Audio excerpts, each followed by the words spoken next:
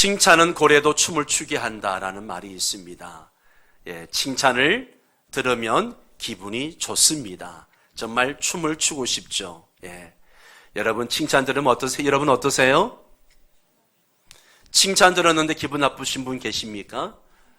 없을 겁니다. 칭찬 들으면 모두가 기분 좋아합니다. 이렇게 칭찬을 들으면 기분을 좋아하면서 우리는 칭찬에 또 인색한 모습을 보일 때가 많습니다. 여러분 칭찬을 잘 하시나요? 자, 옆 사람을 지금 딱 한 번만 기회를 드리겠습니다. 옆 사람을 쳐다보고 딱 한 번만 칭찬을 해 주시기 바랍니다. 시작.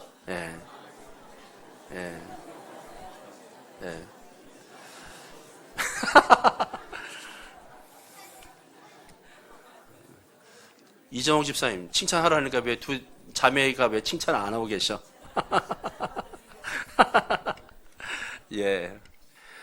막상 칭찬하라고 하면 뭘 칭찬해야 되지? 몰라가지고, 그만큼 우리가 칭찬에 어색하고 또 익숙하지 않다는 이야기이기도 합니다. 자, 우리가 지금 소아시아 7교회 중에 오늘 6번째 교회를 필라델피아 교회 말씀을 함께 나누게 될 텐데요. 이 필라델피아 교회는 칭찬만 들은 그런 아주 아름다운 교회입니다. 서머나 교회와 함께 칭찬만 들은 교회입니다. 저는 우리 명성교회 성도들이 또 우리 교회가 하나님으로부터 칭찬만 듣는 그런 교회가 되고 성도가 되시기를 바랍니다.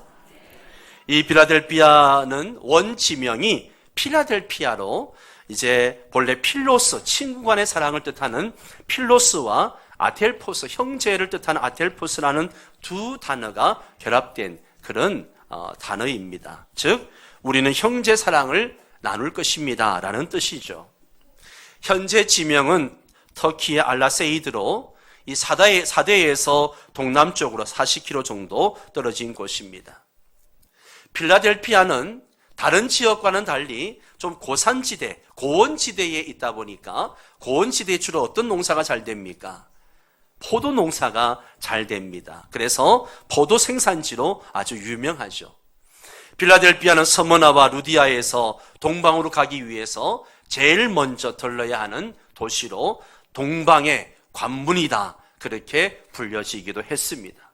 이렇게 농업과 상업의 발달로 인해서 경제적으로 상당한 부를 누렸으나 또 이 고원지대이면서 뭐가 많았는가 하면 지진이 많았습니다. 지진이 많아서 아주 피해가 컸던 그런 도시이기도 합니다. 또한 많은 신전과 종교적 행사가 많아서 AD 5세기경에는 작은 아테네라고 불릴 정도로 많은 신전들을 가지고 있었고 이방 종교 행사가 많았던 도시가 바로 필라델피아이기도 했습니다. 그러나 이렇게 이교 신전과 종교 행사가 많고 또 소아시아 7교회가 위치한 지역 중에서 가장 짧은 역사를 가지고 있음에도 불구하고 이 아시아가 이슬람 교도들에 의해서 짓밟힐 때에 유일하게 기독교 신앙을 지킨 도시가 어디냐? 바로 필라델피아였었습니다. 그래서 주님의 칭찬을 들은 그런 도시이고 교회입니다.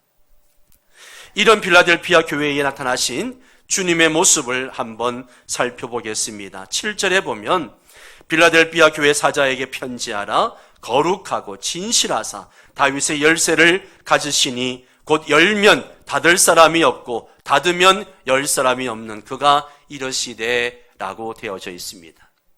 자, 거룩하고 진실하신 분으로 나타나셨습니다. 우리 주님은 거룩하신 분이십니다. 그래서 당신의 교회도 성도들도 거룩하기를 원하십니다. 온갖 세속으로부터 구별되고 또 모든 사람들 가운데 구별된 자가 되기를 원하십니다. 우리가 거룩하게 살아야 할 이유는 우리 주님이 거룩하시기 때문입니다. 또 주님은 진실하신 분이십니다. 거짓이 하나도 없으신 분이십니다. 예수님 자신이 진리이셨고 진리에 합치된 삶을 늘 사셨던 분이십니다. 이러한 예수님이 손에 무엇을 가지고 계십니까? 다윗의 열쇠를 가지고 계십니다. 이 말씀을 이해하기 위해서는 이사야 22장을 잠깐 살펴볼 필요가 있습니다. 이사야 22장 15절에 이하에 보면 국고를 맡고 있는 셈나를 관직에서 쫓아내고 대신에 엘리야김이 다윗의 집 열쇠를 맡아 다윗의 집 전체를 관리하는 권세를 행사할 수 있게 하는 장면이 나옵니다. 22장 22절 23절 말씀을 봅니다. 내가 또 다윗의 집의 열쇠를 그의 어깨에 두리니 그가 열면 닫을 자가 없겠고 닫으면 열 자가 없으리라. 못이 단단한 못에 박힘같이 그를 견고하게 하리니 그가 그의 아버지 집의 영광의 보좌가 될 것이요. 이 이사야 22장의 주인공은 엘리야김입니다. 기원전 732년 아시리아의 사네림 왕이 유다를 침략했을 때에 유다 왕 히스기야의 수석 행정관이었습니다. 이사야 22장 22절은 엘리야김이 유다의 왕이 될 것을 예언을 하는 대목입니다. 즉 엘리야김은 오실 메시아의 모용이기도 했습니다. 그리고 엘리야김의 열쇠가 언약 백성 이스라엘을 다스리는 권한을 의미했다면 우리 주님이 가지고 계신 이 다윗의 열쇠는 하늘나라 문을 열 수 있는 권한을 의미하고 있습니다. 하나님 나라의 문을 열 수 있는 권한은 바로 하나님 나라의 생명의 권한을 의미하기도 합니다. 엘리야김이 다윗의 집을 관리하는 열쇠를 소유한 것과 같이 주님께서는 하나님 나라를 다스리고 관리하는 열쇠를 소유하고 계십니다.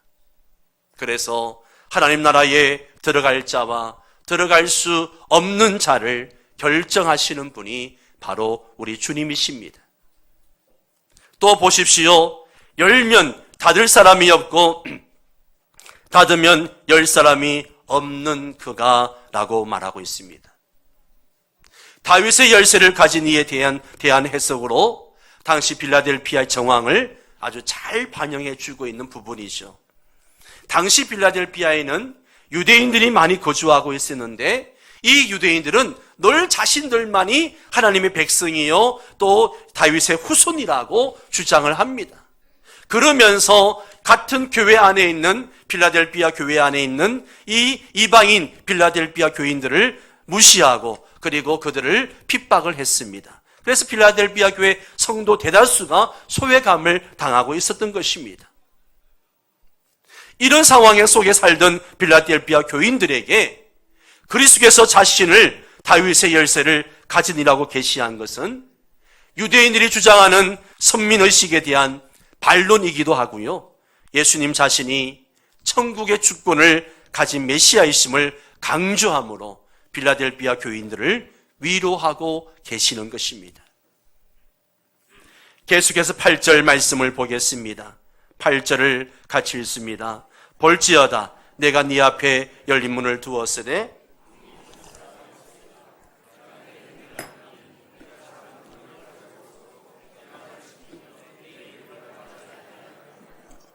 자, 이 말씀에 보면 주님은 빌라델피아 교회에게 어떤 문을 두었다고 말씀하고 계십니까? 열린 문을 두었다라고 말씀하십니다. 열린 문. 예. 여기 열린 문에 대한 해석은 여러 가지입니다. 그러나 그 중에 가장 합당한 해석은 두 가지로 요약이 되어집니다. 첫째는 이 열린 문은 예수님께서 빌라델피아 교인들에게 열어놓은 왕국의 문, 즉 천국의 문이요 구원의 문을 의미하고 있습니다. 비록 사탄의 회당에 속한 자들은 유대인들을 얘기하는 거죠. 빌라델피아 교인들이 그 왕국에 들어가지 못할 것이라고 주장하고 있지만 예수님께서 그들에게 보장하신 문입니다. 빌라델피아 교인들에게 너희들에게는 열려있는 문이다.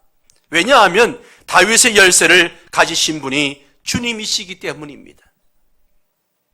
두 번째 설명은 이 열린 문이 선교의 기회를 의미한다라고 이야기합니다.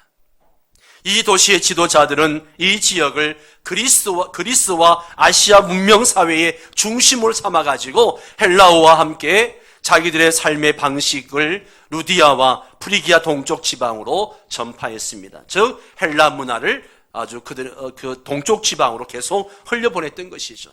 즉 이 필라델피아가 아시아 지역의 헬레니즘 문화의 전파자 역할을 담당했다는 겁니다. 필라델피아 교회는 아주 작은 교회였습니다. 작은 교회였지만 이런 기회를 놓치지 않았습니다. 이런 기회를 이용해가지고 선교 활동을 아주 활발히 할 수 있었던, 그래서 주님 앞에 칭찬을 받고 있는 교회 중에 하나였습니다. 앞에서도 말씀드렸습니다마는 필라델피아 교회와 서머나 교회는 책망 없이 주님께 칭찬만 들은 교회였습니다. 도대체 어떤 교회였기에 책망 없이 칭찬만 들었을까? 성경학자들은 이야기합니다. 서머나 교회는 박해받는 교회였습니다. 주님 때문에 늘 박해받고 순교하는 교회인데 이런 교회에 무슨 책망이 있을 수 있겠습니까? 또 필라델피아 교회는 전도와 선교 명령에 대한 순종을 하고 있는 교회였었습니다.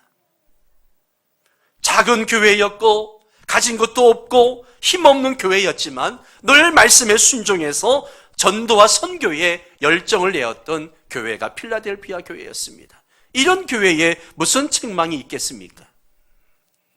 그렇다면 서머나 교회와 필라델피아 교회에서 알 수 있듯이 우리 주님을 기쁘시게 하고 감동을 주는 것은 바로 순교와 선교라고 하는 것이죠.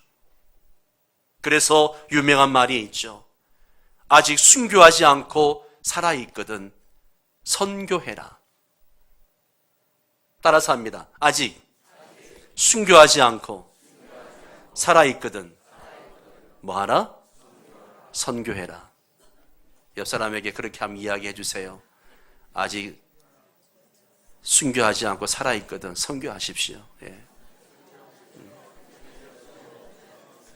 아주 우리의 잠든 영혼을 깨워주는 그런 말씀입니다. 여러분, 이 조국 땅에 아직도 80% 사람들이 복음을 듣지 못하고 있습니다. 복음을 받아들이지 않고 있습니다. 세계 민족과 열방 가운데 8천여 족속이 아직도 예수님을 믿지 않고 있습니다. 지금도 많은 선교사님들과 성도들이 순교의 제물로 하나님께 바쳐지고 있고 핍박 가운데 있습니다. 주님께서 열린 문을 주셨을 때 나가서 전도하고 선교해야 합니다. 이것이 주님이 가장 기뻐하시는 일입니다. 우리 명성교회가 이런 주님이 기뻐하시는 일을 감당하기를 원합니다.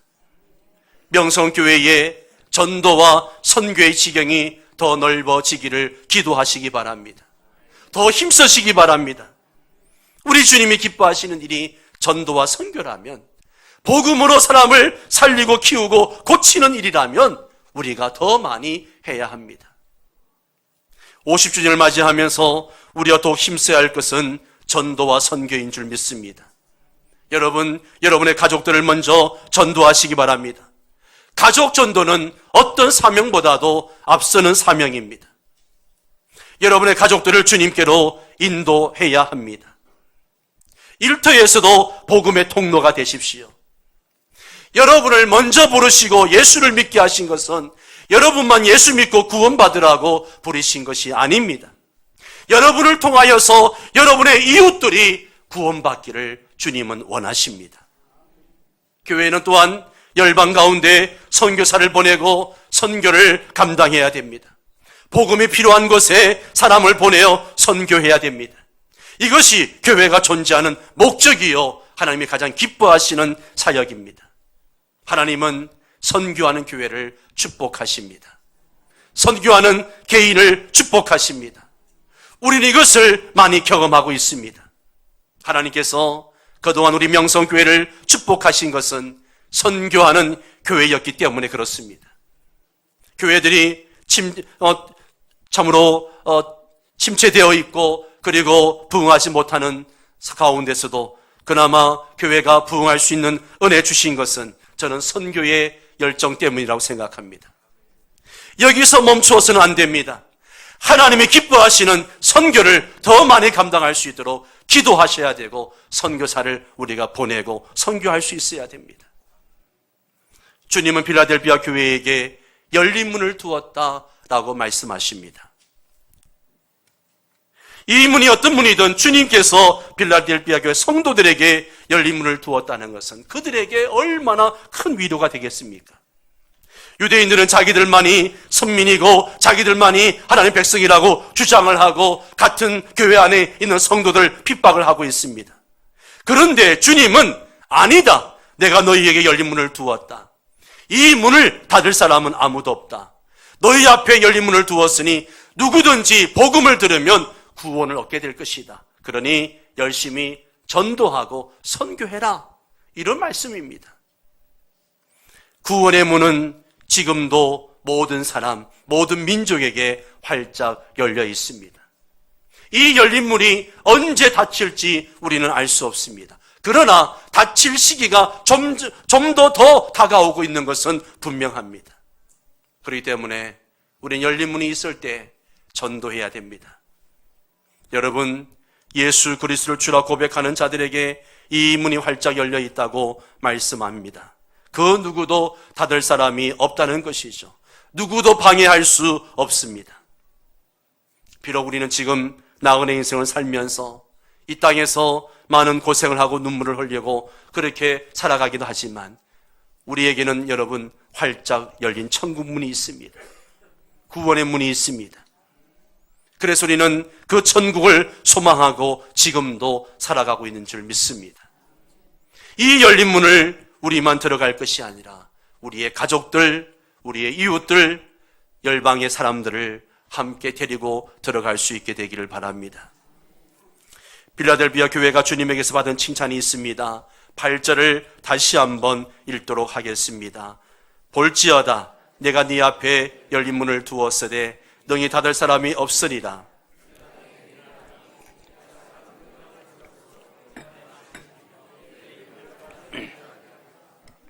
필라델피아 교회는 작은 능력을 가지고도 우리 주님께 충성한 교회로 유명합니다.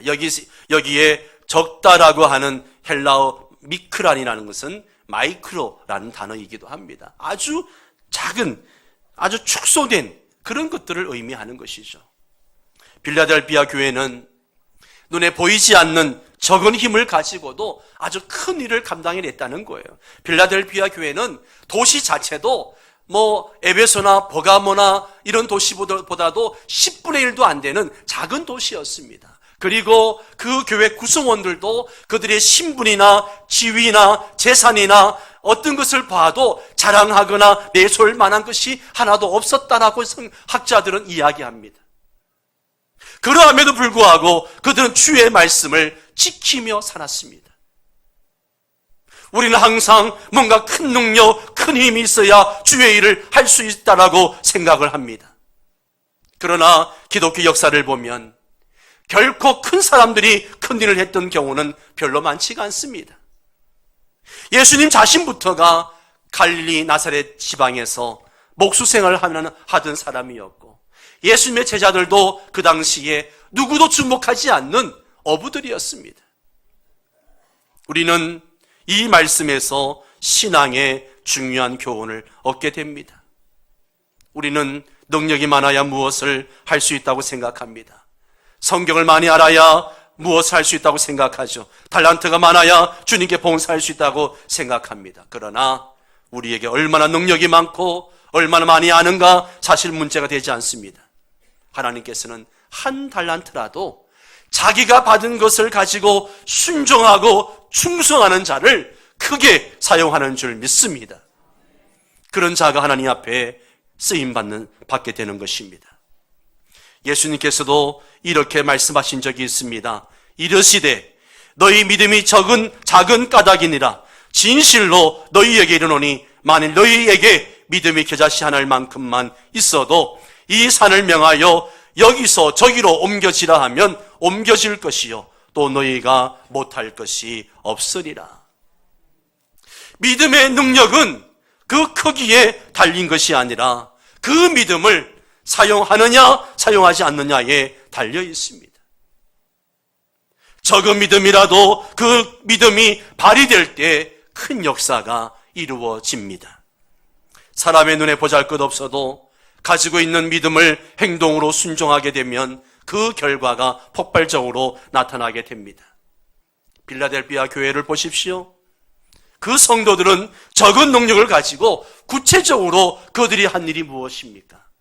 첫 번째는 내 말을 지켰다라고 말씀하십니다. 이것은 순종을 의미합니다. 하나님의 능력 중에 가장 큰 능력은 주의 말씀에 순종하는 능력입니다. 주의 말씀에 순종하는 것. 하나님의 말씀을 지키는 능력이 없으면 다른 모든 것이 가짜로 판정될 수밖에 없어요. 아무리 봉사를 많이 하고 아무리 성경을 많이 알고 있어도 그 말씀대로 살지 않으면 그 사람의 믿음은 가짜인 것이죠. 불순종에서 나오는 능력은 불법적인 능력이 되어서 심판의 대상이 될 수밖에 없습니다.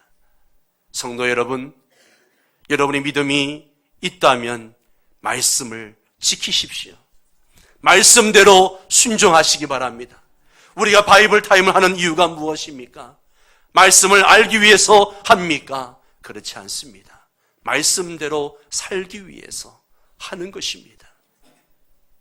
두 번째는 내 이름을 배반하지 아니했다라고 말씀하고 있습니다. 적은 능력을 가지고도 힘이 없고 보잘것없는 교회였지만 절대 주의 이름을 배반하지 않았습니다.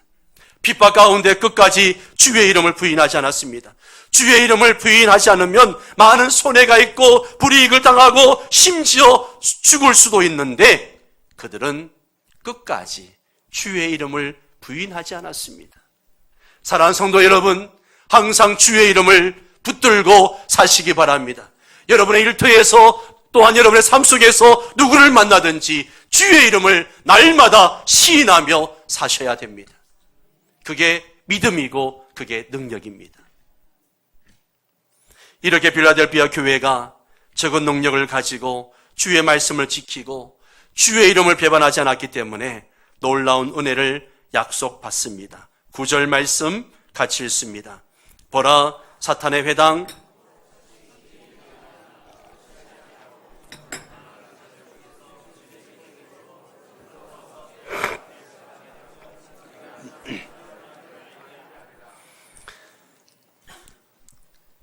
유대인들을 가리켜서 사탄의 회당이라 그렇게 말씀하고 있습니다. 구체적으로 사탄의 회당의 정체가 무엇인가? 자칭 유대인. 이 말이 뭐예요? 우리는 하나님의 백성이다. 하나님의 자손들이다. 우리는 다 믿음의 후손들이다. 그래서 성민의식만 가지고 자랑하는 자들이죠. 이런 사람들이 성문화 교회에도 있었습니다. 이런 사람들이 두아디라 교회에도 있었습니다. 두아디라 교회는 이런 사람들을 용납했다라고 해서 책망을 받기도 했습니다. 또 이들은 누굽니까? 거짓말하는 자들이라 말하고 있습니다. 거짓말하는 자들. 다른 복음을 따르는 자들이라는 얘기죠. 저 그리스도를 그들의 메시아로 삼습니다. 중요한 것은 이러한 무리들이 교회 바깥에 있었느냐? 아니요. 교회 안에 있었다는 것이죠. 교회 안에 함께 예배하는 이 빌라델비아 교회 안에 이들이 존재하고 있었다는 거죠. 이들이 참으로 서문화 교회도 있었고 두아디라 교회도 있었습니다. 무엇을 이야기하는 것입니까? 교회 안에 이런 무리들이 얼마든지 있을 수 있다는 거예요. 거짓된 복음, 거짓된 진리를 이야기하고 그것을 가르치고 따르게 하는 무리들이 교회 안에 얼마든지 있을 수 있다는 것입니다. 그렇기 때문에 우리는 항상 깨어 있어야 되고 진리를 사수해야 됩니다.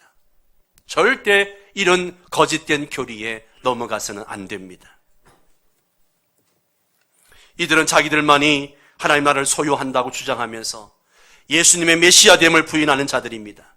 그래서 주님은 이들을 사탄의 회당이라고 말씀하신 겁니다. 그러한 그들이 빌라델비아 성도들 앞에 주님은 무릎을 꿇게 하겠다라고 말씀하십니다. 즉 빌라델비아 성도들에게 승리를 약속하신 것이고 유대인들에게는 심판을 예고하고 계시는 말씀입니다.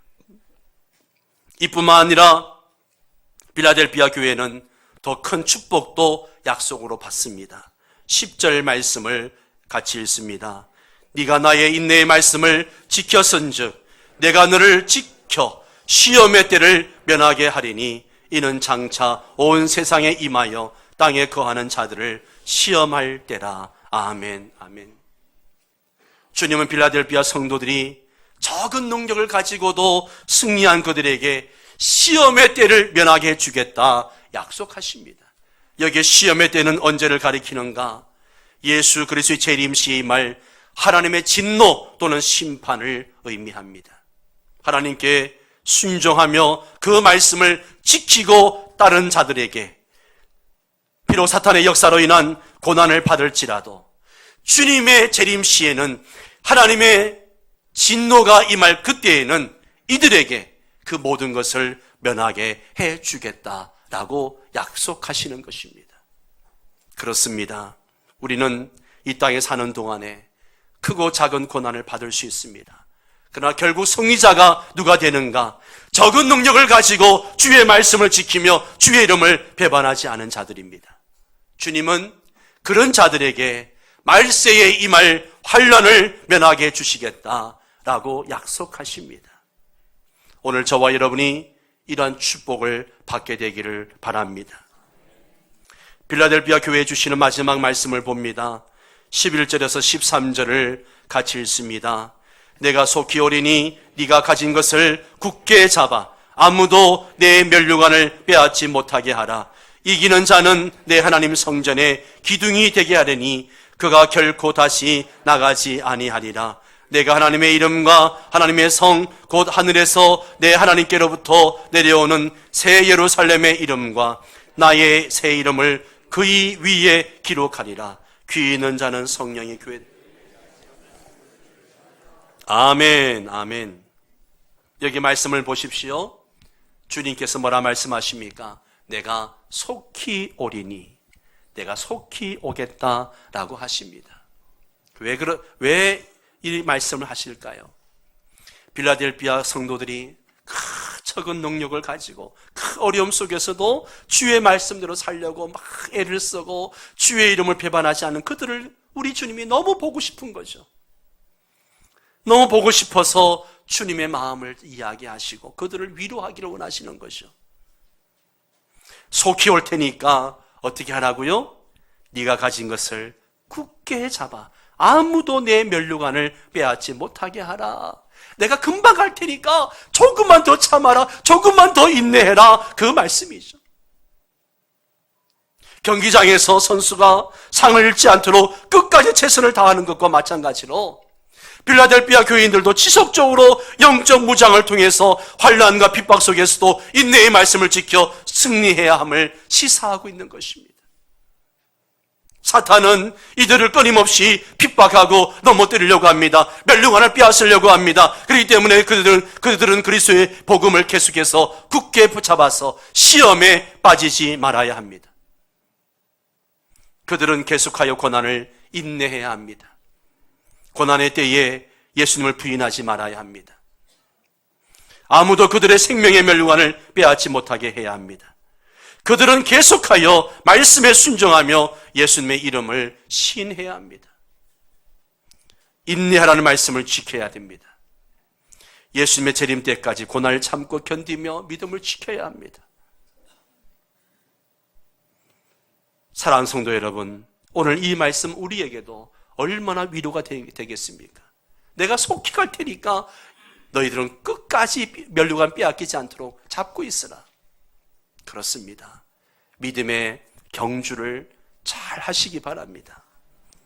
끝까지 잘 달려가시기 바랍니다.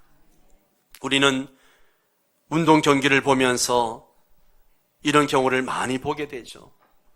지난번 동계올림픽인가요? 쇼트트랙 월드컵 여자계 3000m 경기에서 우리나라가 1등으로 들어왔지만 그만 실격패하고 말았습니다. 규칙을 지키지 않았다고, 반칙을 했다고 해가지고 그 메달을 빼앗긴 것도 보았습니다. 이런 일들이 경기에서 많이 일어납니다. 그래서 규칙을 잘 지켜야 됩니다. 인내해야 됩니다. 멸류관을 빼앗기지 않도록 인내의 말씀을 지키면서 끝까지 최선을 다할 수 있어야 됩니다. 이기는 자에게 주시는 상급이 있습니다. 이기는 자는 내 하나님 성전에 기둥이 되게 하리니 그가 결코 다시 나가지 아니하리라. 빌라델비아 교인들이 이해하기 쉬운 성전 기둥을 비유로 말씀하고 있습니다. 빌라델비아 뭐가 많다 그랬어요? 지진이 많았습니다. 지진이 많다 보니까 건물들이 다 무너지는 거예요. 그런데 유일하게 남아있는 게 뭐냐? 그 신전에 이 아름드리 돌기둥, 지난주에 제가 보여드렸던 것처럼 저 같은 사람 3명 정도가 안아야 안을 수 있는 이 돌기둥이 7, 80개씩 막 신전 안에 세워져 있습니다. 이기는 자는 내 하나님 성전에 기둥이 되게 하겠다. 이 말씀이 얼마나 실감나겠습니까? 하나님의 성전에 기둥이 되게 하신다는 약속은요, 승리자들이 하나님 나라에서 중요하고 요동치 않는 위치를 차지하게 될 것임을 말씀해 주고 있습니다. 사랑하는 성도 여러분, 이러한 시험과 고난이 빌라델비아 교회 성도들에게만 있습니까? 아닙니다. 우리에게도 동일한 시험과 고난이 있습니다. 크고 작은 시험과 고난이 우리를 힘들게 합니다. 좌절하게 만듭니다. 그러나 그 모든 것을 이기는 자에게는 하나님의 성전의 기둥, 즉 하나님 나라의 중요하고 요동치 않는 자리를 차지하게 될 것입니다. 우리 성도들이 그렇게 될 수 있게 되기를 바랍니다. 빌라델비아 교인들 중 승리자에게 주어진 두 번째 약속이 있습니다. 새 종류의 이름을 부여할 것이라 말씀하시죠.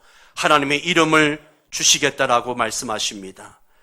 이것은 이스라엘 백성이 하나님께 속하였다는 것을 시사하는 것처럼 마찬가지로 승리한 빌라델비아 교인들에게 하나님의 이름이 주어진다는 것은 그들이 하나님께 속하였음을 나타내는 단어입니다.